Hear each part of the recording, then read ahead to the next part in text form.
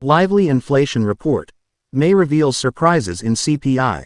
Greetings, everyone. This Tuesday morning, the eagerly awaited CPI inflation report for May was unveiled, offering an intriguing mix of results. Headline inflation came in at 4.0%, indicating a significant improvement. However, core inflation, excluding volatile categories, stood at 5.3%, suggesting minor progress. Now, let's dive into the details of this report, specifically focusing on food, shelter, energy, and services. I'm excited to hear your thoughts and comments, so please share them below. Let's begin. Year over year, headline inflation dropped from 4.9% to 4.0%, while core inflation remained at 5.3%. Core inflation excludes food and energy prices, allowing a closer examination of other sectors' performance. It's worth noting that the Federal Reserve favors core inflation in its analysis, as it provides a less volatile measure. However, despite the improvements in headline CPI, core inflation has remained somewhat stagnant, hovering around 5%. For instance, in February, core inflation was at 5.5%, only slightly higher than the current figure of 5.3%. This lack of progress in core inflation can be attributed to the volatility of energy prices.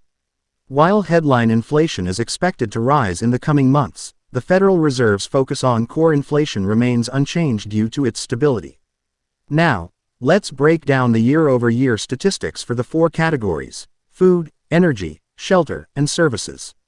Energy prices witnessed a substantial 11.7% decrease, primarily due to a significant drop in oil prices compared to May of last year. Gasoline prices also decreased year over year, although they experienced a slight monthly increase. Shelter prices, on the other hand, rose by 8.0%, exhibiting a slight decline from the previous months.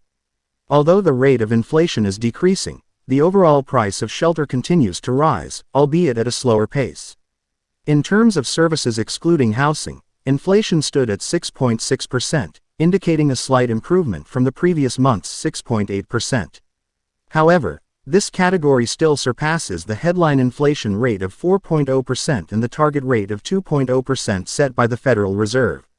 Now, let's discuss food inflation, which stands at 6.7%. While this figure marks an improvement from the previous month's 7.7%, it remains relatively high.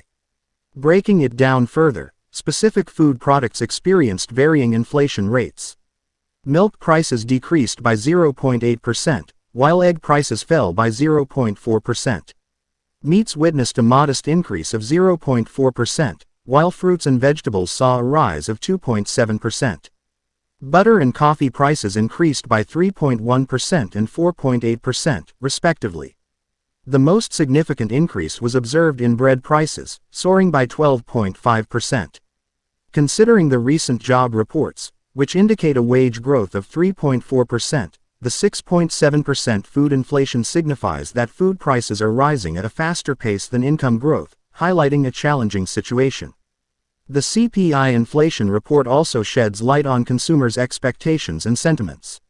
According to the Federal Reserve Bank of New York's monthly microeconomic data report, median household income is predicted to grow by 3.3% over the next 12 months. However, this projection falls short of the 5.3% core inflation rate reported today. Additionally, median household spending is expected to increase by 5.6%, implying that expenses may outpace income growth due to inflation.